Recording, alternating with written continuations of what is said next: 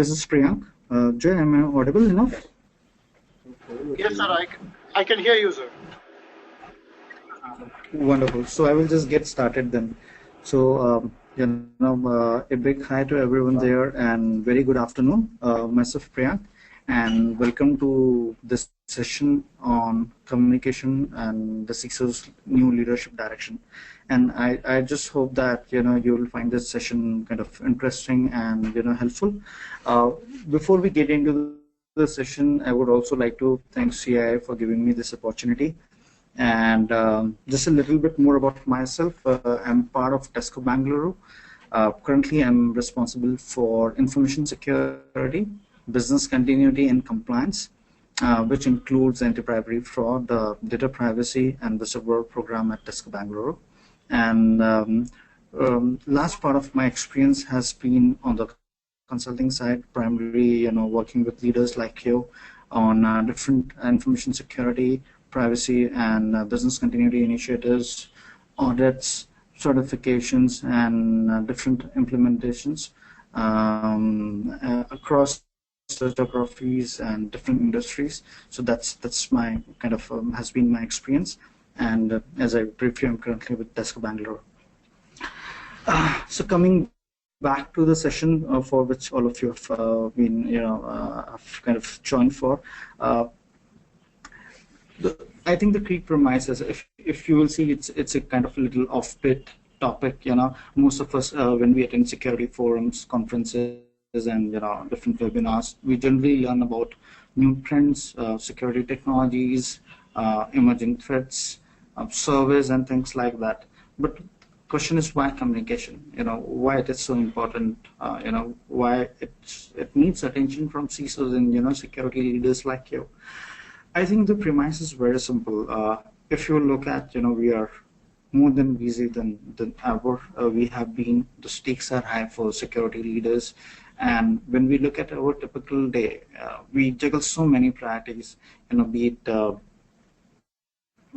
responding to security incidents, getting to requests from board management team on because they are seeking more assurances from CISOs and security leaders in terms of the readiness that we have at an enterprise front. We respond to so many requests from the be it regulators or auditors who keep us busy all the time on different audits and the different requests that they may have. We are continuously kind of responding to emerging threats, and ensuring that we have the right plans in place. So with so much of action happening around and which are demanding our time, priorities, and our effort. Why communications? And that's exactly what we are going to look through the session. So moving into the session deck, which is so kind of the verdict is out. So when I say verdict is out, what exactly I mean? I think a very a premise that which we all are aware of and which we are all familiar with is CISO paradigm has changed forever. The pace of change has been significant over a few years, and particularly last few years. So when we say paradigm, it's a landscape, it's a priorities, and the requirements have changed as well. But the question is, have we, just to do a quick check on ourselves, or our respective teams and the function that we lead. If you look at things on the, kind of a few, kind of a profile that I put together on the left, you will realize that, we as a team definitely work independently. We see ourselves as experts. A team who fairly knows, what they are doing.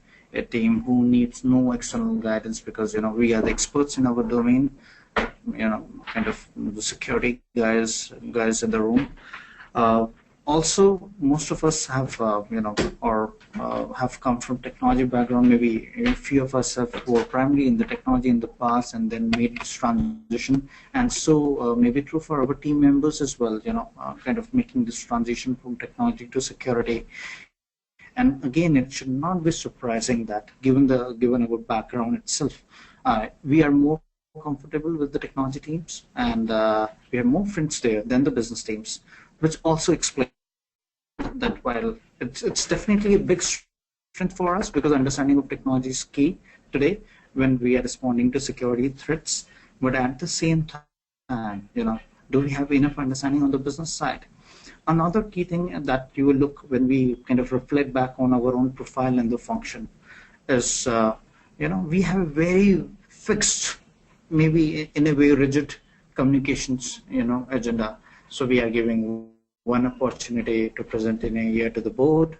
We may have few opportunities at fixed defined intervals when we are presenting back to the management team.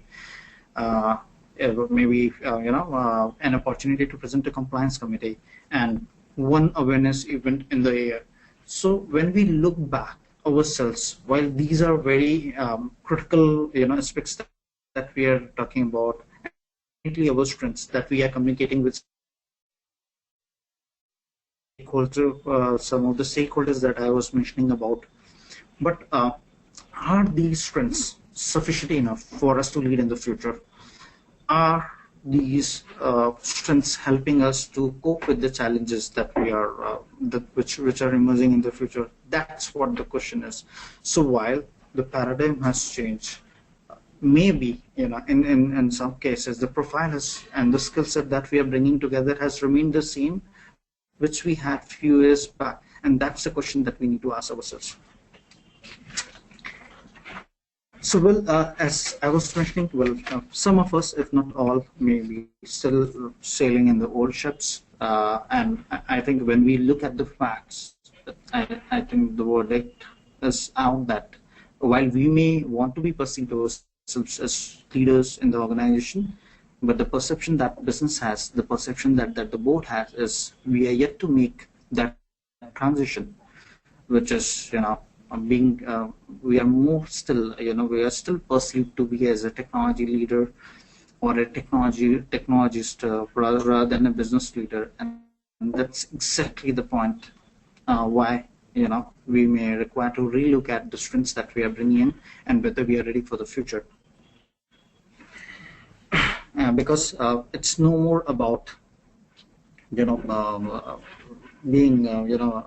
able to address what the strengths that we have built in over the years, but also are we ready for the future challenges, because the requirements have changed and the expectations and the demands from the business has changed as well, and our strengths may not be sufficient enough for us to meet those challenges in the future.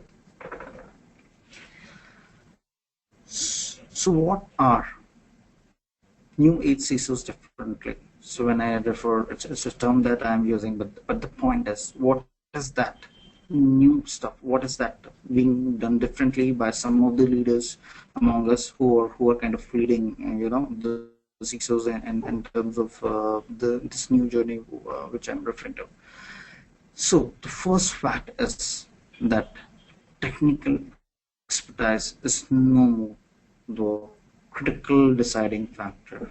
It is the influence, because we are talking about diverse set of stakeholders. We are talking about stakeholder management, and influence as a skill will play a far more greater role than just a technical expertise. So point is, it is not that technical expertise is not important and critical, but influence may definitely supersede when it comes to the new role that we are looking at. Secondly, definitely stakeholder management. It is no more about managing technology and limiting ourselves with the technology side of things, but we are talking about stakeholders across the spectrum, with the business, with auditors, with regulators, customers in some cases, definitely suppliers, key to who are key to managing the risk profile of the organization. And so we are looking at a diverse set of stakeholders. We are no more limited to a particular set of functions within the organization. Another key thing is, are we also moving from security to risk? Now, what's the key difference? So when we talk about risk, we are talking about a balanced approach where we look at pros and cons. Like business leaders, they they handle, manage, respond to risks. They take business decisions based on the risks associated with it. So when we look at security and compliance, it is more about looking into what's mandatory things. So there is no kind of kind of negotiation there. When we talk about compliance, we talk about mandatory 10 things that needs to be done, irrespective of whatever is implications that business may have. But when we talk about risk, it is about balancing that approach. It is about looking at what's best. Uh, uh, what is the best value for the business, what is the best way to manage risk, security, as well as the business benefits. And that's the transition that I'm talking about. And obviously, the understanding of the business risks, challenges, and practice. So now we are talking about the CISO role or function or the team kind of skills and kind of driving their thinking based on this new perspective of working through the influence. Managing stakeholders is a bigger challenge than managing technologies and solutions. Thinking from a risk perspective, taking a balanced approach, and all of these will contribute from moving beyond the operational roles and activities and actions that we drive on day to day to a strategic role wherein will actually shape the culture of the business and the risk profile of the organization.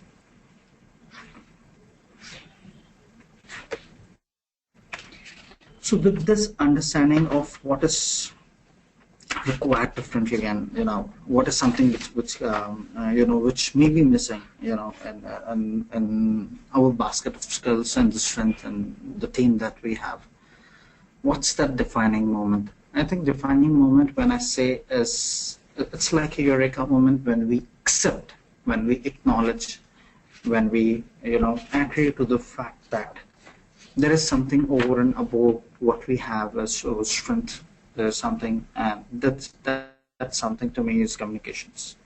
Communication is one of those tools which I really believe can help CISOs and the security leaders and their functions and their teams to make this transition from operational role to a strategic role, from managing a specific set of stakeholders to managing an organization, from managing security to managing risk for the organization.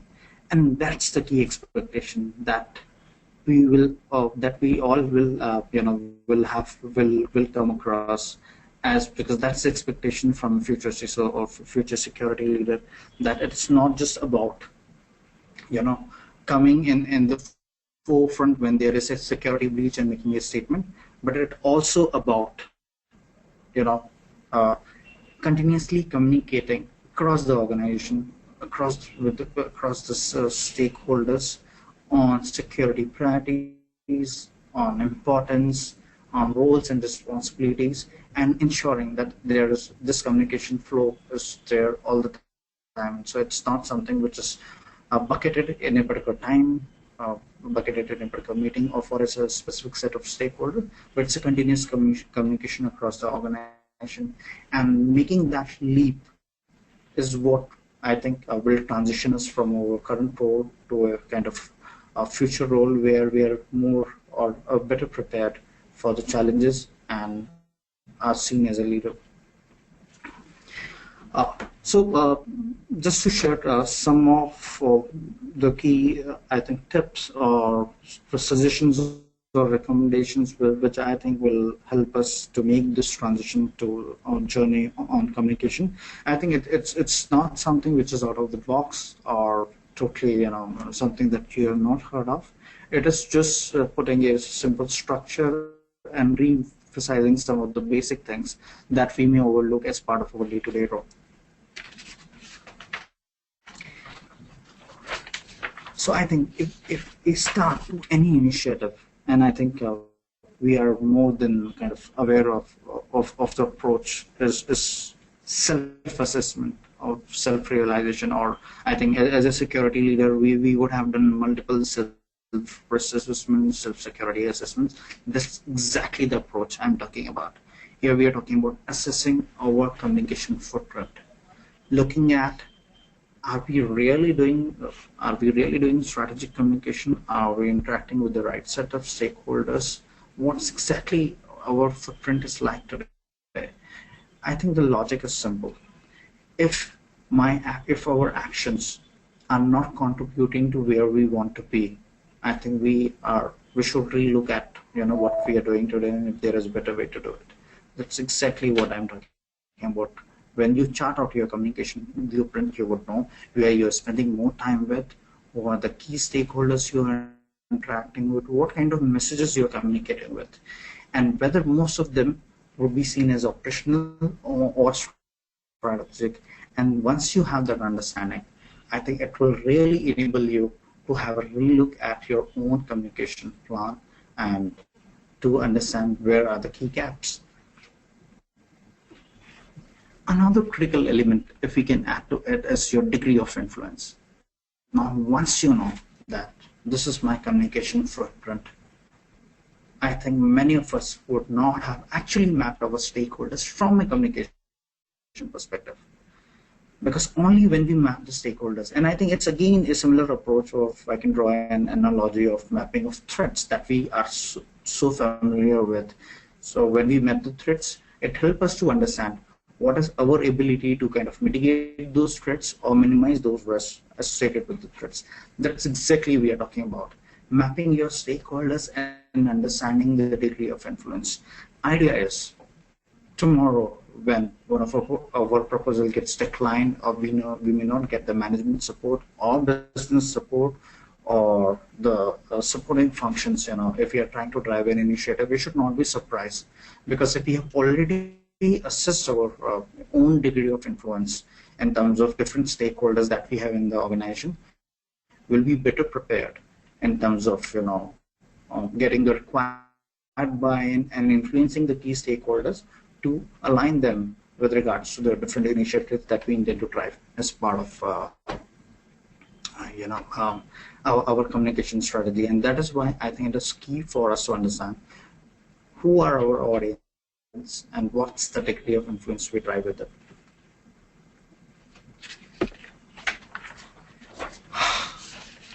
Now that we know, our stakeholders are diverse, the question arises, is our communication approach equally diverse? Is there an opportunity to further broaden the communication approach? If you will look at different channels that I've referred on this slide, it varies from mailers, posters to more interactive channels wherein you're interacting on one-to-one. And I perspective back on different channels which may be available to you, but you are under leveraging some channels and you may be over leveraging some channels. Because typically when we talk about, for an example, in our awareness program, there is a very standard approach that you come across, that different security functions adopt. It's like, I need to have posters around the campus, I need to send a mailer, maybe have an internet page or on the internet communication about the security week or the awareness, and maybe sometimes if you have done some additional kind of readiness, we may have some leadership videos kind of which kind of play out in some common areas. But I think that the same approach has been used for years together. We may tweak some certain messages here and there. Everybody is aware that it's the same channels which are used, and overall, as you would also realize at one point, that those are not effective because they have been over leveraged over the years. Idea is, can we be more creative? Can we collaborate with communications team to understand what's happening across the business? What are different channels available? Can we collaborate with business to understand if they would definitely have their internal forums, and can we get a slot as part of their internal forums to just talk about security, to emphasize on the importance of security? And also, as an organization, we would have moved to new digital platforms of communication. It could be some chats or things like Yammer. Whereas as a security function, we may be still holding back to traditional ways of communication. So if organization has already moved, if the colleagues leverage new channels, be it blogs or chats, I think we also, as a security function, need to align with those channels and ensure that we have a presence there, so that we can have a better connect with our, audience or the stakeholders that we are targeting. So, idea is that basically to broaden our communication approach and ensure that we do not live in our own world of communication and do not over leverage certain channels.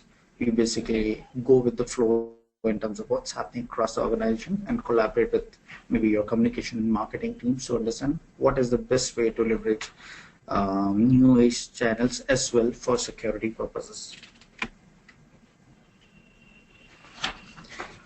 And most importantly, we need a plan. I think the point is you need a documented plan to bind everything that we have spoken so far. You need a plan to clearly call out who are the stakeholders, what kind of messages, what kind of channels you are going to use, what will be the frequency of those communication, and what's the end objective that you want to achieve.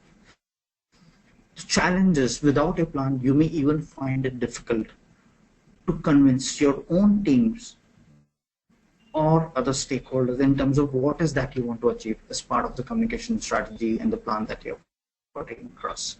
What is the end value that you want to achieve and how you want to achieve. So plan enables you to clearly document, debate, and come out something which is kind of easily understandable and agreeable to all your key stakeholders who will support you in achieving this plan. And it will also additionally help you track the progress when you're moving from one milestone to another and assess the effectiveness of different security initiatives that you are putting in place. And that's exactly what the plans are meant for.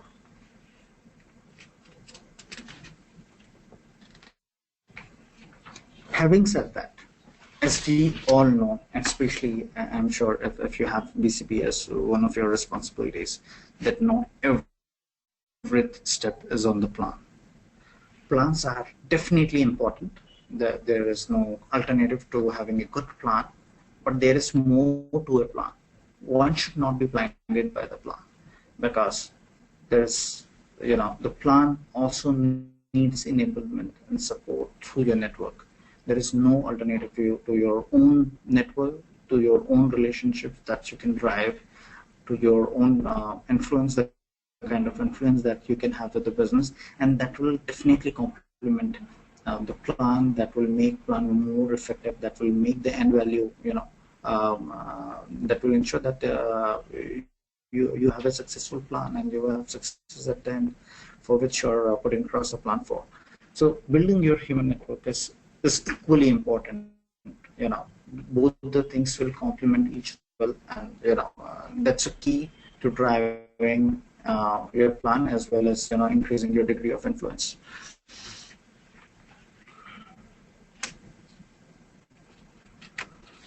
So while we all agree that we need to map our stakeholders, we need to have a clear plan documented, we have understanding of degree of influence, and we also know that we need to develop the relationships. But as we all are aware, existence is directly proportional to the visibility we have. So we also need to start thinking like a marketer. Unless you have, enough visibility for your initiative, for your services, for the end value that you're delivering, I think, you may not be able to make an impact, equal impact the amount of effort that you're putting in different initiatives and plans that you're putting for the organization. So I think the point is simple, and I'm sure you would have come across these conversations when one of the security leader walks up to, or business leader walks up to you and asks for a support, and when you make him or her aware that this service is already available, and his reaction is, oh really, I wasn't aware, and you're like, this service has been there for years altogether. So idea is, you may be putting a lot of effort, you may be coming up with a lot of new initiatives, you're putting together a good communication plan as well, But unless your plan also covers how you're going to project, how you're going to market your initiative services, so that employees across the organization, so that stakeholders across the organization have visibility into what is available to them as a service, how they can be supported, how security can enable them quickly without going through multiple layers of channels. I think that's the key for the success of this function, and that will also deliver far more value than just driving your initiatives in isolation without people being aware of it. And this takes me to my concluding slide for the session, which I believe was a quick session as well.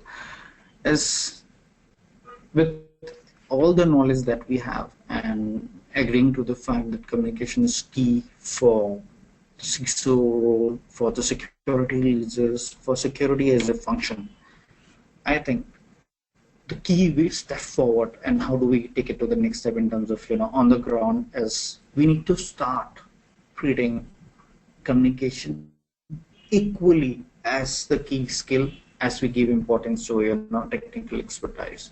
So while we always harp on SME and technical expert or a security expert, I think we need to also now kind of start endorsing communication as one of the key skills or equal important skill as the technical expertise in our respective teams.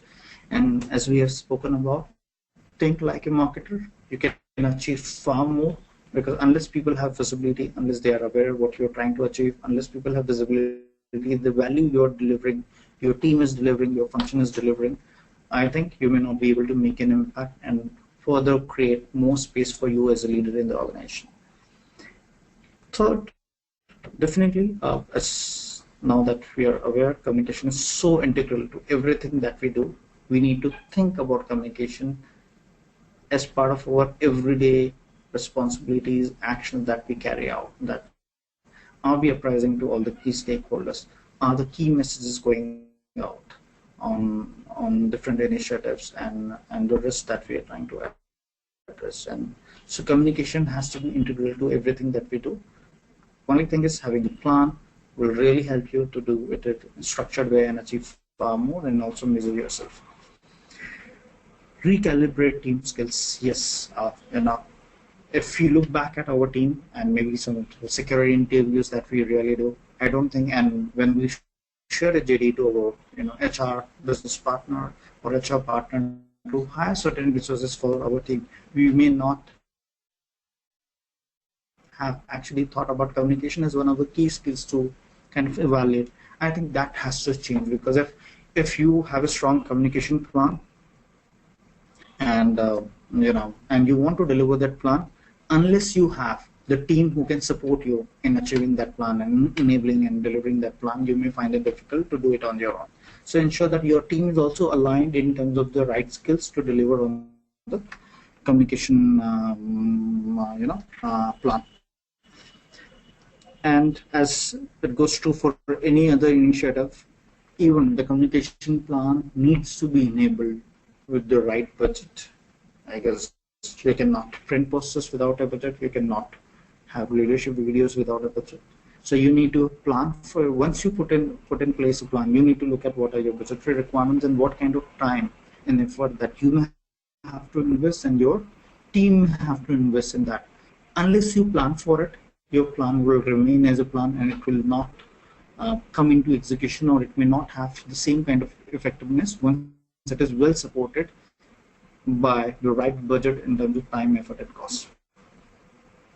And I think we would have got this feedback as part of our journey through different kind of levels and through security, different feedbacks from the business leaders and especially from the marketing and comms team as well, when we are putting across the process that can we simplify our communication, can we remove the at least reduce the jargons that we use, can we make it something more simplistic so that stakeholders can understand, so that the end employee can understand, so that the board can understand. So every aspect of communication that we are doing, every channel that we are selecting, every content or message that we want to communicate, we need to take a hard look at, can we simplify it? Are we, uh, are we really making it, easy to understand? And because only when people understand, they will we can have more acceptance and more success on the plan. So I think with this basic rules, I leave it to you to decide what's best for you, what's best for your team function and your organization, and wish you all the success for your communication journey as part of your security role and the CISO role that you may be supporting for your organization. And happy to have any questions. Thank you.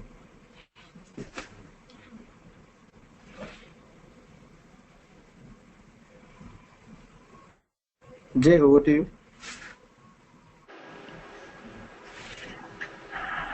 Dear participants, if you have any questions, please type in your question box.